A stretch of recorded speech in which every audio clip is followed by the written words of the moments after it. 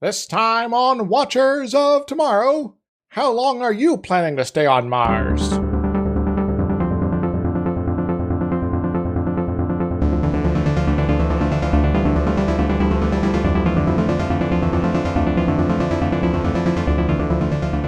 Hello everyone, welcome to Watchers of Tomorrow, the sci-fi review critique show putting the humanities back into science fiction. I am Gipwin, and I'm joined as always by my friend and co-host Dr. Izex. Hi! And this week is episode 100. Bum bum bum! Let's do a little dance, Gepwin. Wow, we've been doing this for quite a while. Are you dancing? Yeah, I'm sitting down, so it doesn't look good, but... you can move your arms and that counts, Anyway, 100 episodes! We've been putting out like one a week with occasional breaks, which means we've been doing this for like 2 years, which I didn't think about until right now. Dun dun dun! Yeah, we're on the long haul here. We're like committed and should be committed or something like that, right? Yeah, probably should. So, I don't know. I kept racking my brain for movies to do because we do the 10 episode movie thing and it's episode 100 and oh my god. I couldn't think of anything particularly poignant or epic, so I just decided let's go with one of the like all-time kind of pulpy 80s sci-fi classic movies. So this week we're going to be covering the 1990 version of Total Recall. So as Hot Shots Part 2 described before it came around, potentially the bloodiest movie of all time. Yeah, I'd forgotten that, though. I will say the way that they've done color grading in, it came out in 1990, but of course that means the entire thing was made in the 80s, so it's definitely an 80s action flick. The way they did color grading on movies in the 80s and early 90s makes everything look so oversaturated and unrealistic. The blood effects don't actually look real enough to bother you. Yes, it's like, well, this is almost cartoonish, but that's fine. I was watching this dang movie, I'm like, oh my god, colors. I'd forgotten movies used to have colors in them. Yes. Don't see that very often anymore. No, everything's mostly red, but still. Well, it is on Mars. Which is the only thing that we knew about Mars until recently. And Mars just looks like Utah now. Yes. Like they built exterior sets and colored everything red, and they could have filmed this like in like 3 parts of Colorado, most of Utah, 4 places I can think of in Arizona. So in other words, going to Tunisia to film Star Wars is perhaps overkill. Yeah. Or finding yourself an alien planet. Yeah, I think so, because our current images, it's not that red. It's more really light orange. It's like Oklahoma. Yeah, there's plenty of deserts in the American West here that are this color. It's just iron-rich sand. You don't need to it's not dyed. Yep. It's not crimson blood red.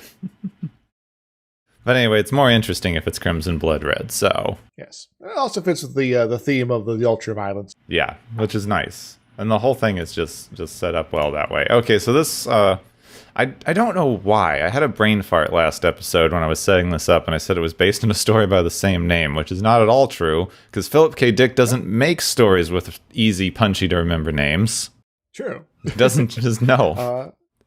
The original story was We Can Remember It for You Wholesale, correct? Yes, so Philip K. Dick short story from 1966. If one of my short stories can become this successful, I'll be happy.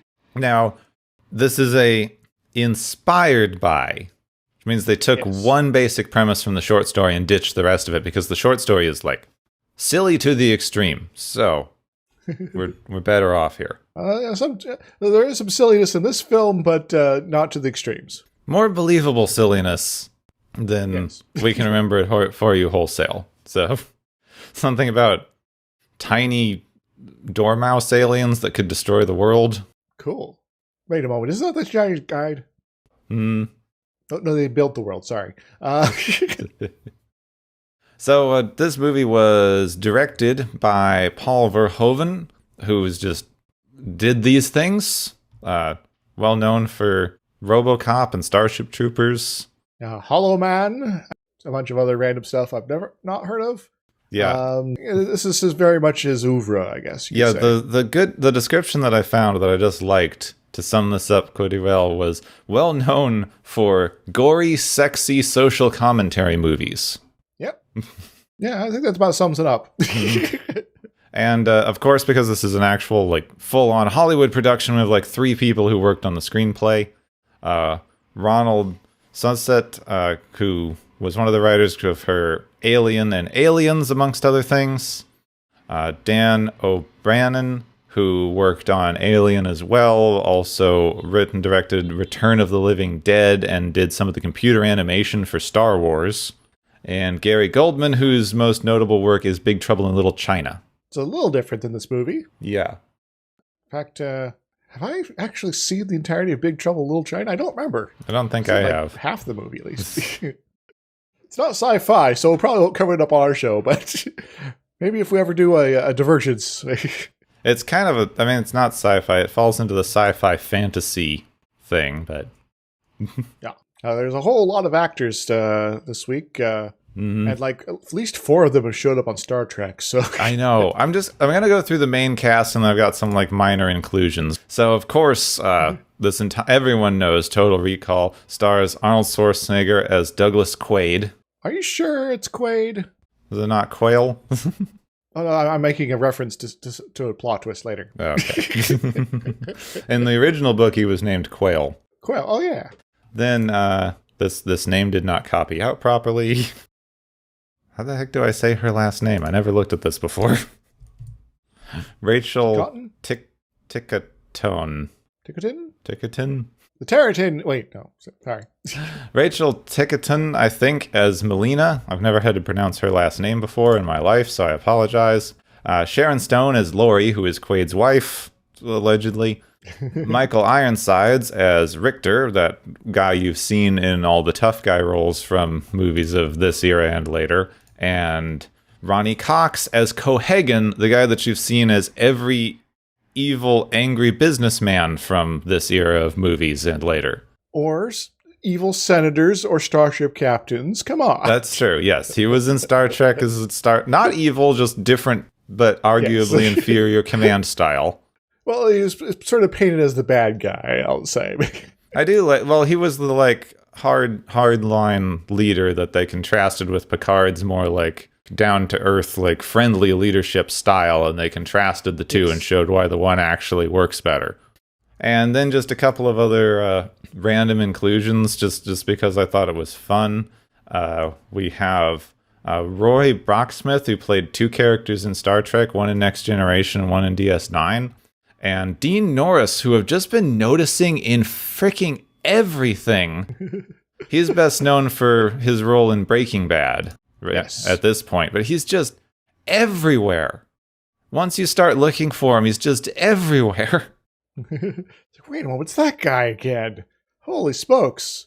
And this time he's under a lot of makeup, so it's like, wait, is that sounds like him? Yes. But, it is kind of a minor role here. Speaking of minor roles, there's Everett, played by Mark Alamo, probably not pronouncing correctly, who is also known as Gul Dukat on Star Trek Deep Space Nine. Oh, yeah. Yes. I didn't even notice him. Everett was... which one was Everett? Oh, yeah, he was the... He was like the cop on Mars leader sort of person. Yeah, that guy. Victor, don't kill us all, please. So this is one of those, like, movies that proves the rule of there are 6 science fiction actors. Kind of. And they're just in every sci-fi movie, especially in the 80s. And then, of course, since the, mid-80s to early 90s are when they were making Star Trek The Next Generation, all of them showed up in Star Trek The Next Generation. Yes. Makes me really, really wish that just I know they wouldn't have been able to afford it. So he was the biggest action movie star of the period. But, like, I really want Arnold Schwarzenegger to show up as a Starfleet captain in Next Gen, just like, or an admiral, just like. Make it so. Okay, there's a lot to cover, and then this is actually a weirdly deep movie, so there'll probably be a lot to cover later, too. Indeed. So let's get rolling. It is, like, the deepest mindless 80s action movie. It's like, you don't notice all the stuff that's actually going on because of all the kicking and the gunfighting and the oh my god, we're running from things. Yeah. It's Mars. It's big and it's red. And two people, one of whom is Schwarzenegger-shaped, and one a brunette woman, both in spacesuits, walk along a ridge overlooking a large red mountain, which I kept thinking was Olympus Mons, but it's apparently not. Yeah, Olympus Mons is bigger. Yeah. Also much wider. Also kind of hard to like tell you're on a mountain. Yeah, because it's just so big. It's like the solar system's largest is it. And I want to be really clear for anyone who hasn't seen this movie. When I say everything is red red. There's red dirt, red on the spacesuits, red filter on the screen. It is an aggressively red movie. Yes. Especially on Mars. So the ground gives way under the man and he falls with his helmet cracking open, exposing his head to the apparently vacuum that exists on Mars. And his eyes and tongue and stuff start expanding horrifically. And just before his head explodes, Quaid wakes up screaming in his bed. Oh, so it was all a dream. Yep. Now, this movie's set in the future, so possibly whatever they did to colonize Mars stripped it of its atmosphere. Yeah. So, I should point out that the pressure on Mars isn't that low that it would cause stuff like that to happen. Also, that kind of stuff doesn't quite happen even in actual vacuum, but you know. But it looks cool and gory, and they must have made like 20 Arnie head models for this movie, and they're going to use them. So we got some spare Arnie heads. What should we do with them here? I know, exploding eyeballs. His wife Lori tries to comfort him over what is apparently a reoccurring dream of going to Mars. Also teases him about how he's always dreaming of this same one woman. Turns out Mars is a bit of an obsession for him as he mentions moving there over breakfast, despite the news report talking about how Mars is incredibly dangerous with terrorist insurgent activity apparently commonplace and mines closing down because of alleged alien artifacts. But maybe things aren't that much better on Earth because apparently there's a long-standing war between the northern and southern blocks. And a mineral found on Mars is apparently super crucial to the war effort, which is why anyone cares. So apparently, Mars is being the exploitation point for to keep the war, the war going on here on Earth. Huh. Also, all the violence there that's commented that with as we pan over piles of bodies that a minimum use of force was applied to put down the uprising. There's commentary in this movie. It's like it was made by the guy who did RoboCop or something. Laurie's down on the idea of going to Mars and tries to convince Quaid to just be content with their life here, which they apparently moved to quite recently, and he's got a new job and is just getting used to things. Yeah, you should get used to West Texas here. It's fine. Quaid takes the future subway to work, including a future metal detector that live x-rays everyone walking through. I don't know what kind of security they need here. Like, I've never been even anywhere near a metal detector to get to the subways in New York. So I guess, with the war going on and fears about, I don't know, Mars spilling over here to stuff, I don't know. Also, it could be sort of a situation like in Demolition Man, where everyone's just like, yeah, everything should be super fine. And then that one time, and now everyone's super paranoid. On the train, a video monitor plays ads for a service called Recall, a place that will give you the memories of any vacation or adventure you like for a fraction of the price of going on the trip yourself, including an exciting trip to Mars. Dun, dun, dun. This might be alternative to actually going. Huh. At his job as a super ripped construction worker, which is one of the few times they've had Arnie in a movie that tries to justify why he looks like this and he's not just a normal office drone. Yes. They could make him a bodybuilder. There's no reason bodybuilders can't exist in future things. They couldn't just cast him as like, he's a bodybuilder who also got into this wacky adventure. Well, there has been times where he has very much played into tropes like, well, you're playing Conan the Barbarian, so you go around and hit people all the time. Okay. That is true. Now you're playing Hercules. Same thing. So Quaid asks his coworker Harry if he's heard of this recall thing, and Harry thinks it's a remarkably bad idea because he knows a guy that went and got himself lobotomized, and you shouldn't screw with your brain. Seems like pretty good advice. All right, so let's not go then. Thanks, Tony. Harry is pretty suspicious of Quaid's interest, giving him like side eyes and stuff the whole time. which is apparently justified because Quaid doesn't listen at all and goes to an appointment that he made at Recall after work. I guess you didn't change your mind at all after your advice about, not getting your head cracked open. The receptionist has a really cool thing that I kind of want that's a little pen stylus that changes the color of your nails just by touching it. Looked neat. That's so awesome there. It's little details like that really kind of bring this movie from being, pretty dang good to like kind of fantastic. It's like there's a random world building. It's like not important, but here's something that's very future-y that we're just going to throw in there. Like between that and like the makeup camera from Fifth Element and stuff, where are all these massive advances in makeup technology we're supposed to be getting? I guess we have to wait until the 22nd century. Quaid meets the Recall salesman who talks up how realistic their memory implants is, and you won't know the difference between this and the memories of any real vacation you ever had.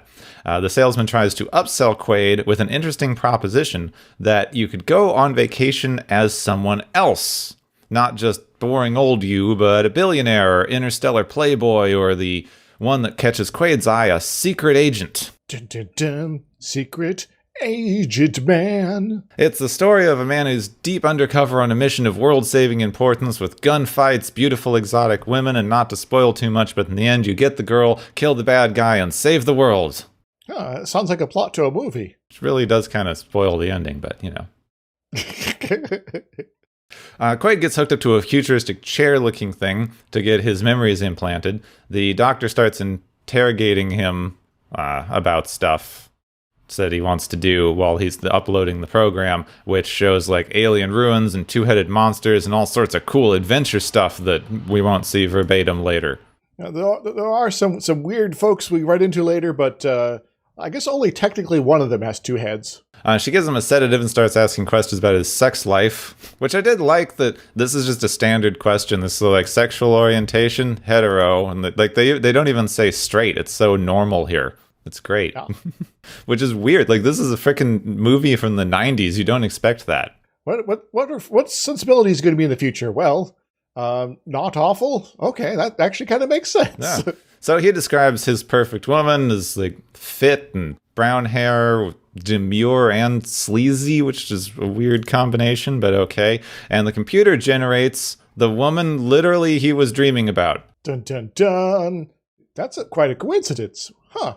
Time for the brain bit on it. So a little while later, we're still at Recall, and Quaid is having something called a schizoid embolism, which I guess is something that can happen. I'm just shrugging here. He's just freaking out in the chair doing Arnold noises. According to the doctor, they couldn't complete the implant because Quaid seems to already have memories of Mars. Well, that's weird. Huh.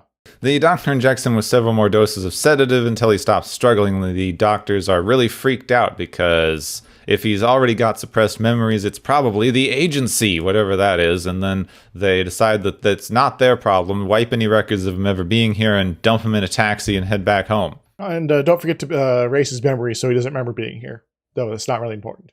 Quaid awakes confused in a cab driven by an annoying robot guy who has no help in figuring out why he's here. An annoying robot guy that's also voiced by Robert Picardo. It's just everybody in this movie. Yeah, the doctor from Voyager. So. Older movies really anticipated the way modern voice-activated electronics would work. We try to think that they're going to be great in the future now because the ones we have smoothed out some road bumps, but it's just like, what the heck is going on? I didn't understand that question. How did I get here? The door opened and you entered. So Quaid arrives at home and Harry is there waiting for him. Harry wants to buy him a beer, and he's really insistent about it, even pulling a gun and bringing 3 other guys to escort him. Well, this must be a really important beer if you're going to be taking me at gunpoint to it. I hope it's really good. So they bring him to a secluded spot where Harry tells Quaid he's mixed up in something too big and he's about to shoot him when Quaid goes all action movie and kills all 4 of them before he realizes what's happening. Wait a moment. Are you secretly Jason Bourne? When he gets home, his wife is practicing tennis with a hologram. It's kind of fun. Quaid runs in, turns off all the lights, and tells her that there are people trying to kill him. She's skeptical, but shows her the blood all over him and goes to wash off. When he returns, a shadowy figure starts shooting at him out of the dark room. Quaid dodges, throws a chair at the attacker, yelling for Lori to get out, tackles the gunman, and realizes when the lights come on that it actually is Lori who's trying to kill him. Dang it, Lori. This isn't how we agreed to do this whole, danger play. Come on. They fight to a standstill. Lori's disarmed, and then when they sit down, she explains that actually she's not really his wife. They've only known each other for about 6 weeks. Everything else in the past 8 years of marriage and jobs and whatever is just memory implants, and she's here to look after him. Then why are you trying to kill me? Come on. She starts a flirt with Quaid, but he realizes it's just to distract him from the door monitor that shows several scary armed men approaching the apartment. Oh no, it's Michael Ironside and his crew. Run! Yeah, he does run, just as Richter and his men come into the apartment. They are apparently working with Lori, and apparently Richter's in a relationship with her. That's not particularly important, it's just in there for some reason. Well, it gives Richter some motivation to be really kind of unhappy with Quaid here, just in general, and maybe prone to more violence against them than maybe otherwise warranted. This bugs me because they didn't need it in here. They do kind of use it as your girlfriend or wife or whatever has to live with this hot guy. Aren't you jealous? But weirdly, it is one of the more sexist things in this movie. Strangely enough, because I'm not saying it's perfect, but it's actually a little bit better with some of its female characters most of the time. So this is actually kind of stands out. Well, I guess maybe he's also one of the bad guys. So being kind of a craphead about this is kind of in character. Yeah, but just the way that they introduce it as motivation, because they made a choice about this. It's not like he's a real bad guy. Oh, he is a real bad guy. But yeah, anyway, I get what you mean. Richter and his crew use a tracking device to follow Quaid into the subway, where they get flagged by the X-ray thingy as having guns, and this just starts a gunfight. Quaid jumps through the X-ray glass, breaks the window of the subway train just while it's still moving, and escapes them that way after, there's a bunch of stuff. There's an escalator fight and human shields and civilian casualties. But, that's not necessary. And no one's calling the actual cops, apparently. No one calls cops through the entirety of this movie. Then again, some of the cops are kind of, especially the ones on Mars, maybe not ones you want to call anyway.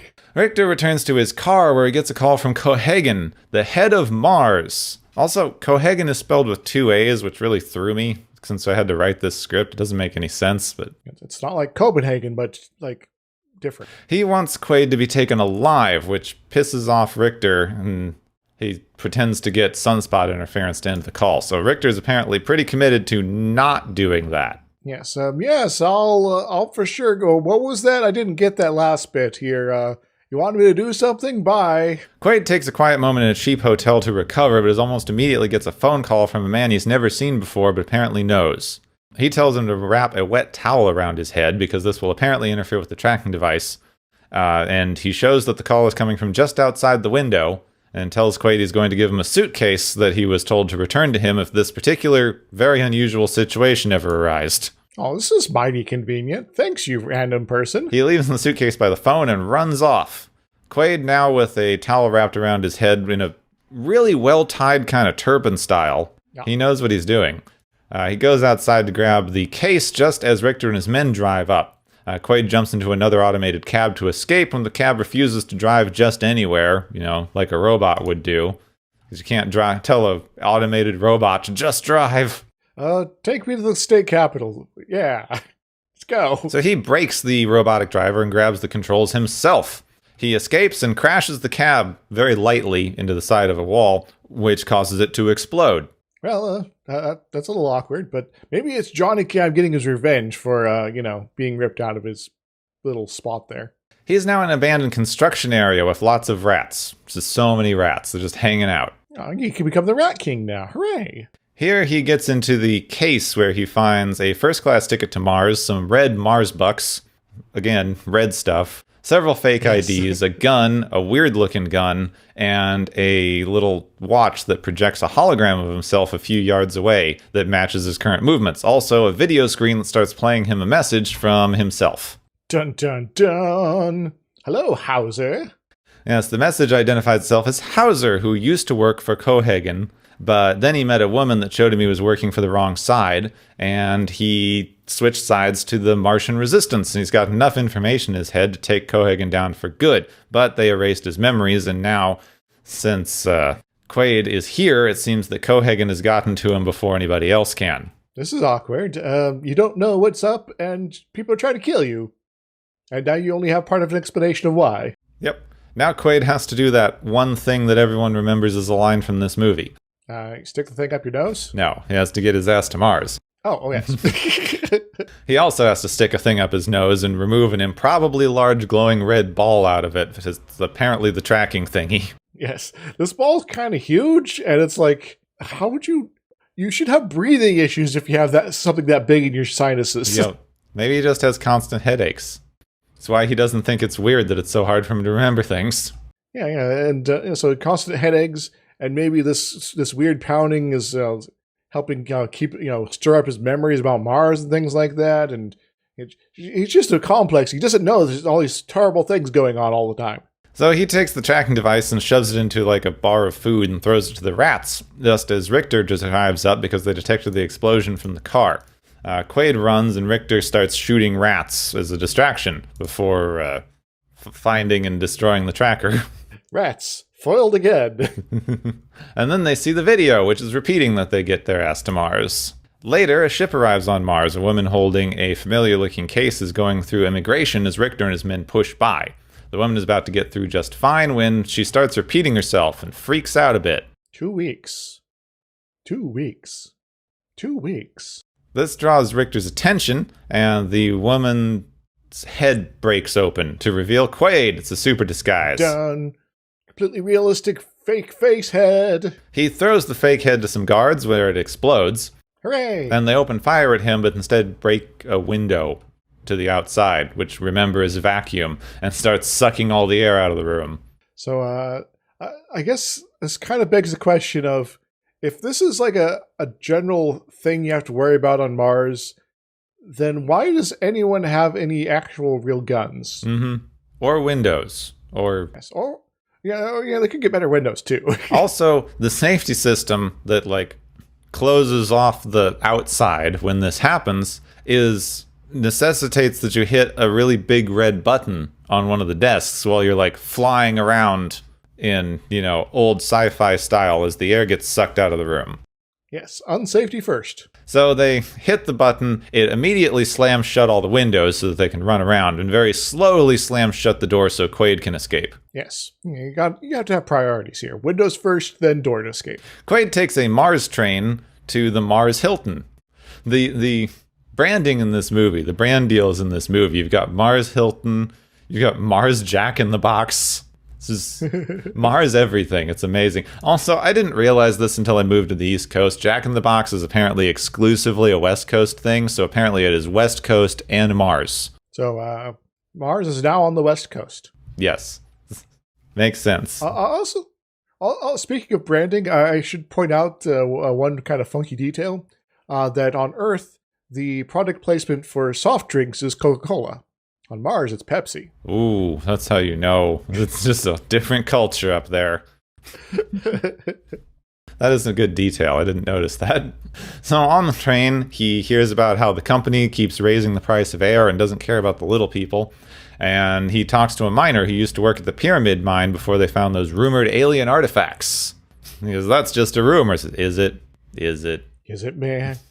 Quaid checks into his hotel, where he apparently left a safety deposit box. He finds a flyer for a strip club called The Last Resort in a place known as Venusville. On the back, he has written, for a good time, find Melina. Right. This handwriting looks familiar. Yeah, he asks to borrow a pen and writes the name, and it's this exact same handwriting. Dun dun dun. I wrote this to myself. And it must be, because he draws his M's really weird. Yes. Outside, Quaid is accosted by a cabbie named Benny, who's super enthusiastic and apparently has 5 kids to feed. So, he snipes somebody else's fare, but, all's fair in cabs. Yeah, don't worry, there's about to be a little firefight over yonder. Yeah, they leave as soon as there's an insurgent gunfight, and everyone acts like this is normal. Dang it, we're gonna get shot again. Now, Venusville seems to be the Martian red light district. It's filled with unsavory types and mutants and people who were exposed to too much radiation and bad air. I guess that's what happens when you have cheap dome construction. In the bar, we see an interesting array of people, including the famous three-breasted woman, and eventually Melina, who's like, I mean, that is kind of crummy. They have a lot of really interesting, like, people with mutations and, like, other things in here, and then, like, the one normal-looking woman is the hero. Like, well, yes. Well, maybe she has, like, I don't know, a portal to another dimension on her back. Melina is the woman from Quaid's dream. Full on. Oh, well, this is mighty convenient. Weird. All right, Melina. We're apparently supposed to hang out together. What's up? Melina's really glad to see Quaid, but thinks he is Hauser. Quaid tries to explain that he has no idea what's going on, and he's just infuriates Melina because she won't listen. I mean, it's a bit weird, but he's also very bad at explaining. Hey, well, I guess that situation I'd be kind of bad at explaining too, because people trying to kill me, there's weird Martian resistance uprisings going on just kind of wherever, and I've just met mutants for the first time, so I might be a little unsettled here. So she kicks him out, and he has to return to his hotel. Well, that sucks. I guess he came to Mars for no reason. So that night, Cohagen announces on the news that he's declared martial law, and he will find this mysterious rebel leader named Kato. Kuato. I keep pronouncing it Kato. It's Kuato. And bring him to justice, which I guess he means kill him. Yeah, Cohagen, if he wants something from someone, it's either that he wants them alive or wants them dead. Kind of nowhere in between, really. Well, are there other choices? Not really, but not with Cohagen. Quaid's night is interrupted by a knock on his hotel door. It's the doctor from Recall, who apparently isn't really here, as he claims neither is Quaid. They're both just sort of in his brain because he's still in the dream chair thing. He had an embolism in the Recall lab, and his mind is now trapped in a delusion based on his memory implant. Oh, this is awkward. Well, Dr. Edgemar, are you gonna, explain how to get out of this weird dream situation, or maybe the full remaining plot of the movie or something like that? Go. Eventually. So that's why everything is playing out as they, outlined earlier in the office. And he's like, how likely is it that you are having a dream, or that you really were just a undercover secret agent? Yeah, it does kind of stretch plausibility here, as well as you just kind of being here. Quaid goes, I know this is real because I dreamed of this woman I just met. Oh. Well then, The doctor also brings in, apparently, the projection of his wife, Lori, who's here to convince him to come back because they didn't actually fight or any of the other stuff. Like, it's fine. You're just having a weird dream. Yes, and so things don't have to make sense. The doctor gives him a pill that he says is a symbol of his want to return to the real world that will make him fall asleep and he'll just wake up in the recall office. I'm sensing a predestination Matrix reference here. Never mind. Don't worry about it. Quaid threatens the doctor with a gun, but the doctor's like, well, if you kill me, you won't be able to leave. I mean, no difference to me. I'm not really here. Yeah, so if you want, it's really up to you if what you want to do here. Good luck. So Quaid's about to swallow the pill when he sees that the doctor, who's not really there and is not supposed to be under any particular threat, has broken out in a nervous sweat. Wait a moment, maybe you're just dreaming the sweat. No, that can't be. So Quaid shoots the doctor in the head. Oh no, Edgemar! Immediately there's an explosion and several men jump through the newly blown hole in the wall and capture Quaid and drag him off to the elevator. When the elevator arrives, though, Melina is there with a gun and shoots everyone. Hooray, Melina! Except Lori, because they have to have their 80s woman fight. But I will say that it is not like a cat fight of the normal sort, but like they're actually kicking each other's asses. This is This is like an interesting phenomenon of the dumb 80s action movie, because you had like I can only call it the like female business person archetype with the like suit and padded shoulders, and they just go at each other, but not in like a sexy way. Like, this is something that they introduced in 80s action movies, where it's just two very competent adult professional women fighting each other, and so they fight. It's supposed to be a male gaze sort of thing. It's like, no, we're going to have an action scene here, and it's going to be an action scene. So Quaid gets a gun and shoots Lori just as she's about to stab Melina with a knife. The pair escape, jumping to a walkway along the side of the dome where the pursuing Richter and his men can't really shoot them for fear of breaking the glass and killing everyone. Aha! So if you kill us, you also die a lot, as well as everyone else here. They get Benny to drive them back to the last resort as they are chased by Richter. They escape into a backroom hidden tunnel just as Richter and his men start shooting up the place. But Cohagen orders them to evacuate because he's just going to seal up Venusville and turn off the air pumps. That's kind of a dick move. So everyone in Venusville is slowly suffocating. Well, hopefully we can finish up the movie before they all die. So Quaid, Benny, and Melina escape through one of the closing airlocks and arrive in the ancient Martian catacombs where the first colonists were buried, people who worked themselves to death to build the company's first mines. Well, Benny, maybe your grandpa's here. The group is soon surrounded by rebels. Benny reveals he has a mutated arm to gain their trust, and they all head to rebel headquarters to see Quato. So we're all mutants here. Well, a little bit, I guess. Quaid's brought to the room in back with the rebel leader, who unbuttons his shirt to reveal Quato is actually just a head and arms sticking out of his stomach. Wait a moment. George, the rebel leader, is also Quato, the rebel leader. So Quato is a psychic mutant who uses his telepathic powers to look into Quaid's mind and see what's been hidden there. I'm going to open up your mind. Open your mind, please. Do it. Come on. Turns out that, as Hauser, Quaid had seen this giant frickin' alien artifact that they found in the mine. It's a massive city-sized alien reactor that Cohagen was quite worried to turn on because it might blow up the entire planet. Oh yeah, because there's the weird mineral that they mine around here, and that's apparently used in weapon stuff, and it could maybe explode and kill everyone. Wait, no, does this mean Cohagen's the good guy here? Depends on if it's going to blow up or not. I mean, also no. Didn't think so. Just checking. So Quaid's memory session is interrupted by a large drill bursting through the wall, followed by many soldiers with guns. Quato leads Quaid, Melina, and Benny out an airlock where they begin to put on spacesuits to go outside, but Benny pulls a gun on them and shoots Quato. Apparently he's taking orders from Richter and takes them all prisoner. Dun dun dun. Dang it, Benny. Thought you were cool. They're all taken to Cohagen, who finally reveals the master plan. Since Quato is a telepath, they could never get an operative anywhere near the rebels because they always spotted them. So he took his best man, Hauser, and came up with a plan where they would wipe Hauser's mind and, lead him back to Mars to side with the rebels so that they could find Quato and get led there. But Quaid was accidentally activated early. Richter, who had no idea what was going on, kept trying to kill him. And, the whole thing probably shouldn't have worked, but now it did. So, in some ways, Cohagen got ridiculously lucky.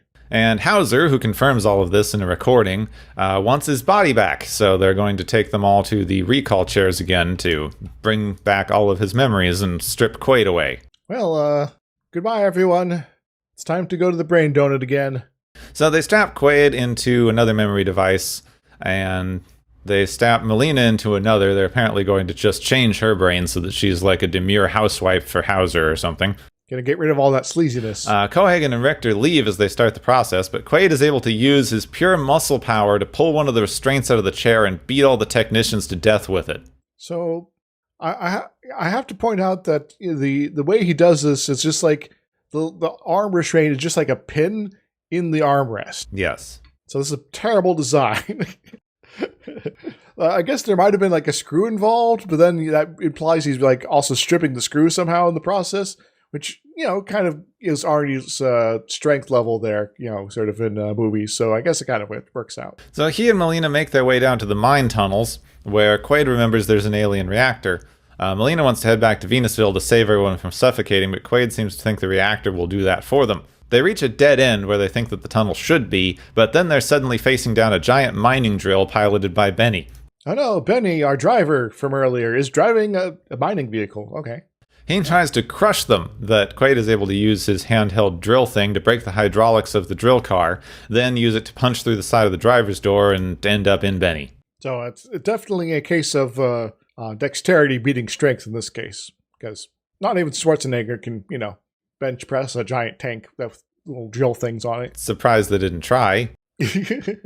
Next movie. So the drill attack broke open the rock wall behind them, revealing the massive alien reactor. And Quaid explains that the reactor is positioned over Mars' massive ice core, and when active, it will start to melt it and release a bunch of air into the planet, making the atmosphere breathable. Wait a moment.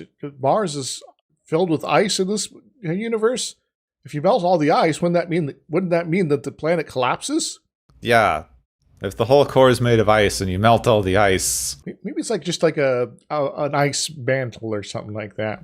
Or just a giant glacier. Yeah, that might make more sense. So they make their way to the main part of the reactor where Richter and his small army are waiting for them.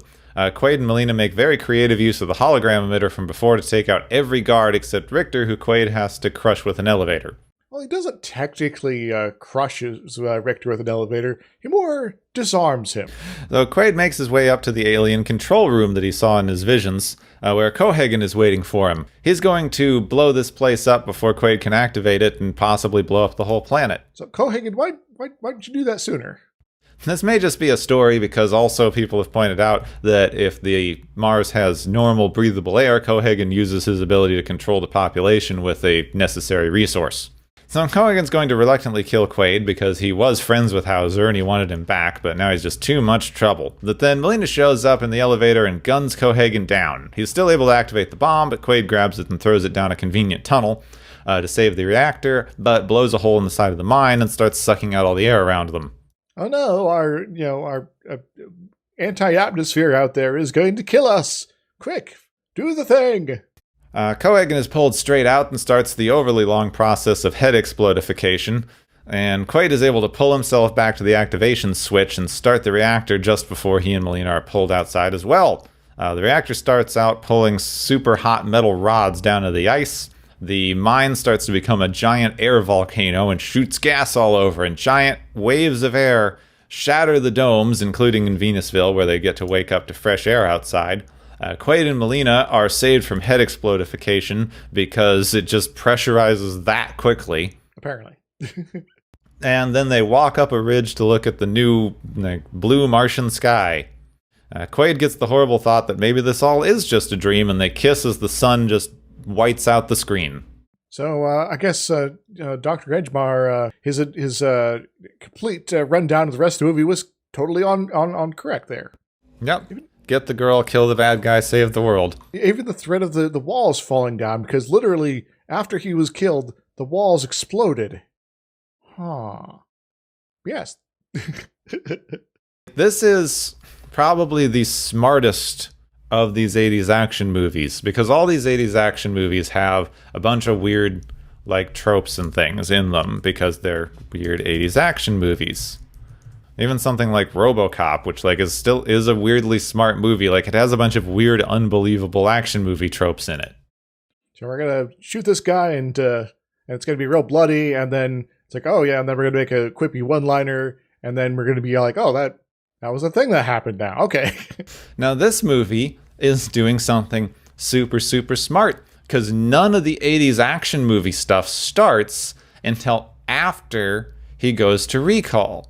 And then all of the stuff is just 80s action movie things. And they are leaning into the unbelievability of the genre to call your perception of reality into question. Yeah, so is it more likely that you're able to kill all these guys just as a reflex? Or is this actually, maybe a bit of a head game here? Yeah, and it's 3 layers deep on this, because you watching this don't know how this world functions. You've just barely been introduced to this weird future society, so maybe some of this stuff is normal, and you just don't know. You also, as an audience member, know you're watching an 80s action movie, and so have suspended a lot of disbelief with how unbelievable it is that, 80s action man is, pulling restraints out of a chair with pure muscles and all of that stuff, and then conveniently turning into a weapon that he gets to use to stab a bunch of people. It's almost like, I need a weapon. This could be a weapon. So the way the movie is constructed, it's actually turning your own suspension of disbelief against you. You could kind of, even just have seen a trailer for this, you kind of have certain expectations going in there. Well, this is going to be this kind of movie. And then it is this kind of movie, but only after a certain point, as you pointed out. Now, this is probably the 3rd time I've seen this movie over the last few years. And I didn't quite notice, because like it kind of takes multiple viewings to sort of notice all the little hints and things that they pepper in. It's like they are using concept art from the movie when they're populating the computer with his little mind trip. So like the reactor looks exactly the same when they talk about alien artifacts, and they say two-headed monsters and mutants and aliens, and they have all of that stuff. Quados are two-headed alien. The mutants are just kind of everywhere, including the one guy with the weird, I guess, fissure in his head. Yep. And the lady and her daughter, I guess, with like the could see the future, and they got the one weird eye thing going on. So they got mutants there, and the reactor is basically a bunch of cylinders that go down and poke the eyes, and that's what you see in the concept art. So, and then even the unbelievable, like dumb tropes, like this entire bar is full of people with some version of mutation. The most normal-looking person in there just happens to be the lead love interest. Yes. And why is this woman here? It doesn't really make any sense unless this is a constructed world. She's basically the only non-mutant that you really see working in this part of the Resistance. So, early on, someone might think that George is a non-mutant there, but, he turns out he's Quado, so, Now, this might be why they never have, like a romance scene with them, because there might be something under her shirt. I'm suddenly having it was a different Adult Swim cartoon, with the guy that thought he was dating an alien, and she'd take off her shirt and there'd be like squid tentacles everywhere. I don't even remember that, but probably. Yes. So I always thought this was interesting. The central hook of this movie is from We Can Remember It For You Wholesale, which is basically like, if there was memory manipulation, what would that actually say about anything? Because how can you be sure that anything's real, because you have to rely on your memories to know what's going on. Arguably, if you change your memories of your entire past, you are a completely different person. We've kind of covered that before in other things. So, what can this lead to as far as possibilities of our world, what our society might look like? And, some of the, I guess, fringe benefits is, could result in things like recall being a thing where it's like, all right, we're not going to change your entire memory, but we're going to enrich your what you believe to be the past in order to make you a happier person. And then the way that they set this up, I still just am going through it in my head, because they have hints both directions, which is great. Like, a lot of it doesn't make any sense if you try to think of it as not the memory manipulated thing, but it's other parts of it don't make sense if it is the memory manipulated thing. Because if it's not memory manipulation, why do we get all these scenes with, like, Richter and Cohagen, having a meeting in their office? And also, like, some of the way that the memory manipulation is supposed to stack up doesn't work out if you think about it. I didn't actually think of this before. Like, I was watching the Dominic Noble review of this movie before, which you should look up on YouTube. It's good. He pointed out that the vacation aspect wouldn't actually hold up for more than 5 minutes, because you'd get back. It's like, I'm back from my 2-week trip. It's like, dude, you've been gone for an afternoon. Oh, yeah. FaceTime. There we go. I guess maybe if you're willing to erase some of your memories as part of the process, so that you would not have this weird discrepancy there. But the doctor showing up doesn't actually make sense as a plan, because they want him to get away so that he can go find the Resistance. So trying to like knock him out and kidnap him doesn't make any sense in the way that they're presenting the plan from Cohagen. Well, they could be trying to operate multiple plans simultaneously, or Richter's behind this move and he's just being a dick. It also suggests that they have little to no regulation in this world, which makes sense given the future corporate dystopia we seem to be dealing with. But like, something like recall should not be legal. We're just going to fill around the memories with no oversight whatsoever. And, if somebody has a horrible time here, we'll just kind of make it go away and pretend it never happened. Because we can do that here. Since it's ambiguous, you can't tell whether the, like, super danger is, like, real, or if it's something that's just part of his, like, fantasy to explain why he becomes a secret agent. Also, interestingly, they don't imply that, like, the danger part was real. It just, maybe this is the end of his dream and he's about to wake up. It could be that everything's going to be fine, and that was his 2-week vacation on Mars. Alternatively, he's now actually lobotomized, or maybe this was real the entire time and he just can go on living his life on a blue-skied Mars. And it's not entirely clear, and that's fine. And this technology does seem it seems a little bit too common for everyone to be so confused by the idea of memory manipulation. You would think if it was, like, this seems this common that everyone has one of these frickin' machines. Like, every corporation has one of these frickin' things. Or two. And they're like, oh, someone changed your memories and you're a different person. No, bull, there's no way that could happen. That's unprecedented. Well, maybe there is some basic regulations in place that just happen to be ignored a lot. But it's like, yes, you can implant memories, but no erasing. That's bad. Don't do that. Our inspector's coming on Tuesday, by the way. We covered memory manipulation a lot in our Dark City episode, so I don't know how much ground to retread here. Well, I guess we could go through the full speculation of the details here, comb through the movie and try to come up with a definitive answer, but I also suggest that's probably not actually useful. That would be a different show, too. Yeah. And so I guess there is maybe something to be said about the compulsion to do that.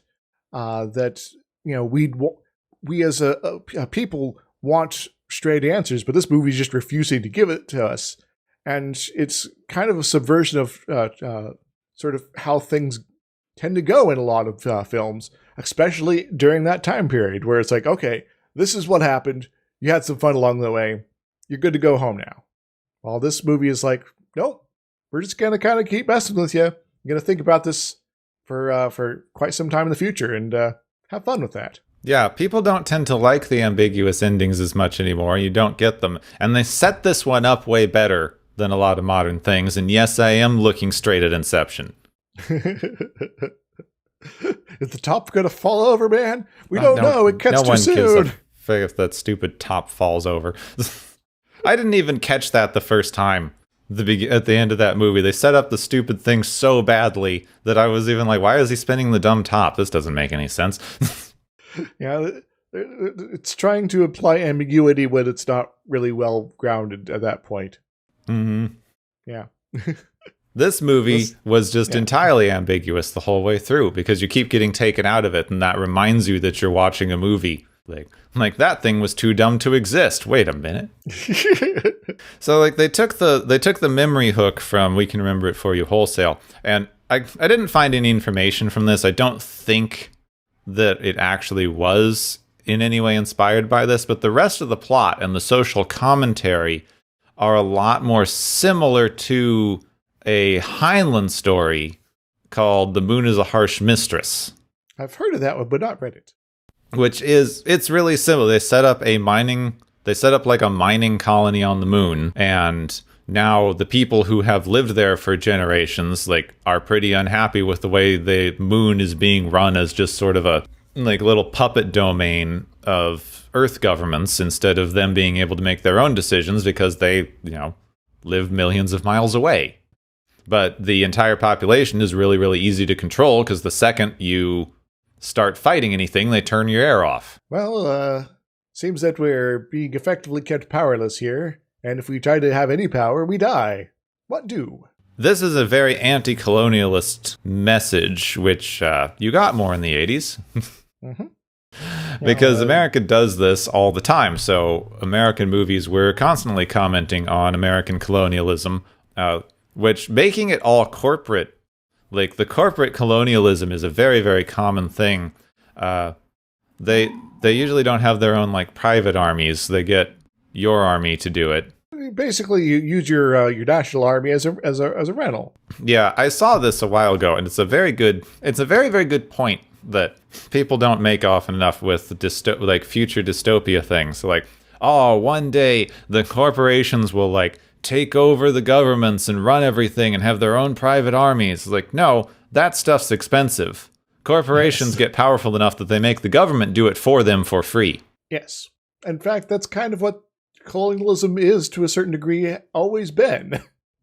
There's it's okay, so which South American country are going to overthrow the government for now in order to make sure that we get our banana imports for cheap. Yeah, we've covered this before too, that a lot of the problems that we currently are dealing with in the United States with like lots of immigration from South America, destabilization in South America, burning the rainforests in South America, all the poverty in South America that is, like, as much as we try to ignore it, directly affecting the United States and the rest of the world, was caused by the United States fruit companies toppling fairly progressive governments in the area to be able to grow fruit and have mines and control the Panama Canal and all that fun stuff. So you want to extract some resources to keep the wealthy country over here, satisfied.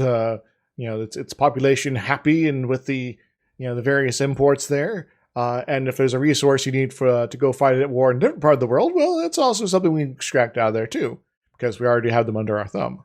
You set up a colony, you send a bunch of people to this colony as workers, and then you can control the workers directly because they're your workers, and you usually have sort of a company town thing set up, which, oh my god, they're trying to set up again in Nevada. Yep. History is a flat circle.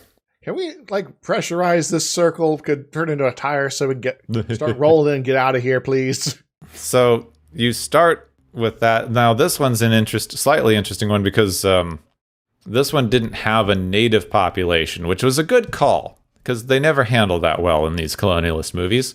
Tends to be, yes. So now you just have apparently several generations down of people who have lived and worked here for their entire lives, for their corporate overlords. Yeah, we got basically a population that's been important, but has kind of become native. I guess in some ways it's like the English settlers in the United States.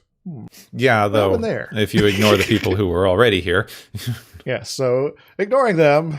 Oh no, it's getting awkward again. Back to the movie. There is nowhere on Earth that you got colonialism without displacing a native population, because by the time colonialism was happening, humans, as our prolific little animals we are, had already been to everywhere. I guess the only place we really didn't do a colonialism is like Antarctica. That's because there was also nobody there to exploit. So There's no natural resources to gain, and there's no one there to use as cheap slave labor. So what's the point then?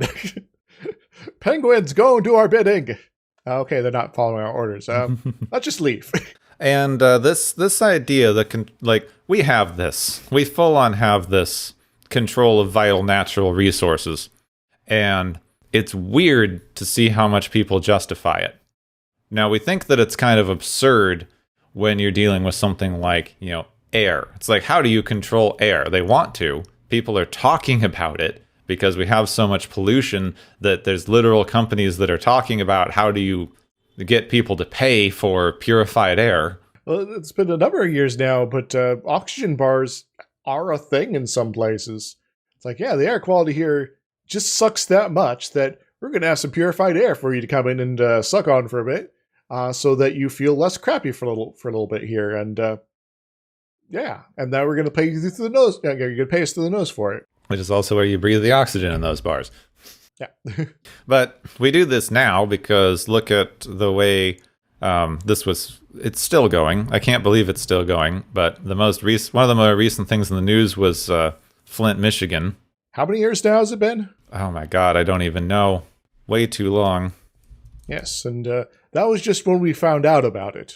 Yes. Opposed to when it actually became horribly bad. Because as everyone already knows, they changed the type of water that was going through their pipes to untreated water, which broke down the pipes, which caused a bunch of horrible, horrible chemicals, including lead, to get into the water, and it still hasn't been replaced. And people were literally, they started giving them bottled water, but there is literally a fresh water source not very far away that would be perfect for the town to tap into, but it is owned by Nestle. Yep.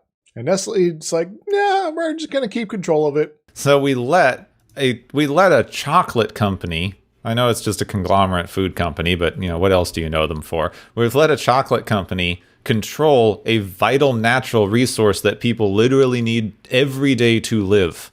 Isn't there a bit of the the U.S. Constitution, something like that allows a government to eminently domain over important things that they need for public goods and things like that. Yeah, but those eminent domain laws are a mess. Yeah, they tend to be able to take people's houses, but not massively territories owned by businesses because reasons. Yeah, because the businesses have too much political power. Yes. But even taking aside from that, like, water's obviously an extreme example. People don't think about it, but, like, try not paying your water bill. Said, well, I don't have any water now, and I'm thirsty and need to bathe. And yeah, and where are you going to get it? I mean, I don't actually know if this is everywhere. In Arizona, it's illegal to refuse someone water if they ask for it because it's a desert, and we don't want people to randomly die on the street from dehydration. But I don't know if that's the case everywhere. I have my doubts on that. It's like, well, someone living in Maine is like, well, there's water everywhere, man. Yeah, but I don't own that water. Somebody else does. But a thing that we do this with constantly, to the point where we stopped thinking about it, is food, which is another of the things that you just desperately need to live. Yes. We also do it with housing, but that and landlord situation and housing scarcity and the control of that as a natural resource is maybe just a little too complicated. Artificial scarcity in order to drive up the prices. Which we do with food as well. The normalcy that we've put on it is just, it's baffling to me, and I don't have a better way to explain it. Like, I know some of the philosophy behind this and how it changed, but just if you look at it, we have all agreed that if you don't make enough money to buy food, you should starve. Which is BS, of course. I mean, people would argue, like, oh, there's food banks and food stamps and all these other things, but, like, it obviously doesn't work because we have been talking about food insecurity in this country for decades. And, a lot of food banks is like, yeah, we technically are still selling the food that was donated to us. It's just really cheap now. So, you can get this for, like 20 cents, but you still have to pay something. Yeah, and, like, that makes sense because that food bank still needs money to operate because we're not funding these things. So you got to pay for their overhead still, and sure, it's going to be less than normal groceries food, but still it's there. There's back in high school, I did a charity thing to gather food and things like that for folks. We actually went out of our way to find a charity that does not sell the food back to people, but actually does give it away. And don't tell the school there, but it's actually a religious group. So, because they get their money a different way. So, and so the thing that you hit here, it's like this is not an actual scarcity. Like, we've talked about this before, the amount of food that gets just straight up thrown away in the United States and other, top economies is just ludicrous.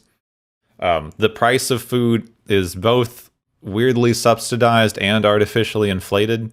We literally leave fields fallow because if we grew the amount of food that we could grow theoretically, it would make the food too cheap to bother selling. So, why not give it away? Well, yeah, why not give it away? Because we have all collectively gotten this idea to the point where we don't even stop and think to question it, that giving away something for free is wrong. That if you don't work for the thing, you shouldn't be allowed to have it. And it gets back to that, weird moralism that, laboring pointlessly makes you more godly or something like that. Yes. Well, we talk about that a lot in the U.S., our good old Puritan work ethic, that you have to work in order for something. Yes. The exact explanation gets a little ambiguous at the best of times. And so we got a situation, we're basically, laboring pointlessly in order to, satisfy some ethic or principle that doesn't make any dang sense, but we're just kind of okay with it. And that's annoying. You can see this movie is a good example of this. Like, this is I'm forgetting my exact words, and I didn't put my notes in front of me, which is dumb, but that's how I do. There's a particular type of political power called the power of paradigm, which is where you basically create an idea that seems so natural and so unquestionable that you don't actually realize it's an idea you're thinking about, which is kind of what we've done now with a lot of the tropes that we hit in modern capitalism, like, well, of course, you have to work if you're going to get money to live. Makes sense. Like, you don't even think to question that sentence. But I will give folks credit for starting to question that more often here. It's like, it's not like super mainstream as far as that goes, but I do see it more in folks my age and younger. They're like, maybe all this really is kind of silly, and maybe we should be questioning some of the stuff more. Not everyone's doing it, but I am glad that it's happening more often. But we still got a long way to go before it results in a paradigm shift. I do think you get more and more questioning because, as was demonstrated pretty well in this movie, once you hit a certain point, the flaws start becoming too obvious. Like, well, we have to buy literal air, which is a thing that you have to have all the time. So you have no choice but to buy the literal air. And even if you buy it, And we're hitting that more and more with things, especially in times now. Like, before, we had this general, you would look at the system, in the 90s especially, the 80s and 90s, when we had the giant economic growth boom. The boomer generation was like really full on in the workforce. Everyone had 2.5 houses and 3.5 kids and 1.8 cars, and I don't know where we put the other decimals. We filled them up with our 2.6 pets. The system had some flaws, and people were talking about the flaws, but you could look around and see that generally it was working for everyone around you. Now it's not. We're not going to worry about it, yeah. But now it's like, so this actually kind of sucks. We're all being really exploited right now. So maybe we should, think about our whole basic structure of society here, and maybe see if we can, improve it somewhat. So the basic thing that has happened with, we had several economic downturns. Things weren't set up very well to continue our massive economic growth ever since the 40s. Our entire economic system has been based on continual inflation, which we decoupled from any kind of actual regulatory control in the 70s, which is why inflation grew exponentially after that point. So there's been a lot of things leading up to this, but now we've kept all of the stick side of things, but the carrots kind of have been falling away like flies. Yes. So at some point, people are going to get tired of being just hit with sticks here. Which is kind of what happens in some of these things. Yes. And so I guess, the world of Total Recall is perhaps prescient for kind of how we're vibing at this point. This gets into an actual slightly more also interesting philosophical idea, since that's what I'm supposed to be talking about on this show instead of just getting depressed about capitalism. Oh, we can do both, There's a Foucault idea, one of his pretty famous ideas, called the episteme, which is basically a way of looking at history in the things that you are capable of thinking about given the information and cultural influences you have, which is kind of what we were talking about with the paradigm shifting. There's certain sets of ideas that because of your historical episteme, you think of these ideas, but in a different episteme, it would be unimaginable that these ideas would even present themselves to you. Yeah, it's sort of a mixture of experiences, based assumptions about the world, be they explicit or implicit, as well as various sort of influences about how they structure your thinking, kind of combining together in order to either expand or limit your ability to conceptualize things. Which I don't have a great concrete example, but it's kind of like if you go back to the Renaissance period, everyone had a very particular way of thinking about the world. So, I know that they were experimenting with it, but the idea of a GPS satellite would not occur to someone living in the Renaissance period. because not only was the like technological infrastructure not available, but the idea of having something flying around in space wouldn't have made any sense. The idea that you might even need to know so accurately where you were at all times wouldn't even necessarily occur to someone as a useful thing. What do you mean we have to know when and where we're at? They had different ways of mapping things. Even going further back, like ancient Greek philosophers criticized written language because they thought that it would make it harder for you to remember things. Kids these days in their books. The shifts in the way you think, you can follow it through and you can kind of follow ideas and see how they move and transform over history. But that's kind of the basic idea of either these paradigm shifts or the Foucault idea of the episteme, that your literal way of thinking is so shaped by the historical era and culture that you are in that there's certain ideas that just, it seems like everyone starts to have around the same time, and that's why. But there's other ideas that just flat out cannot occur to you because you don't have the other infrastructure around for them to exist. So I guess to a certain extent, it's, if we want to change our paradigm, altering our infrastructure can be potentially useful for that. Yeah, and it's just something that happens over time. I don't know if there's a particular way to... I mean, you can somewhat influence it, but even the influences, like the way people now are talking about the problems with modern capitalism, come out of the fact that we've been living with it for so long, and that so many people have come up with alternatives, and that those alternatives have been able to spread around through slightly more underground channels than the mainstream. Even when this movie came out in the 90s, when the internet wasn't so much of a thing and people weren't talking to each other on there all the time, how often did you hear anyone mention communism or Marxism as anything other than hushed, scared tones? Yeah. Now it's somewhat commonplace to identify yourself as a communist, and the idea of just yelling communism at everything has become a bored political trope. Yeah, it's become a ridiculous scream as opposed to an actual potent cudgel you can use against your political enemies. Which isn't really a shift that could have taken place if we hadn't had the internet come along, which kind of took the information stranglehold out from mainstream media sources.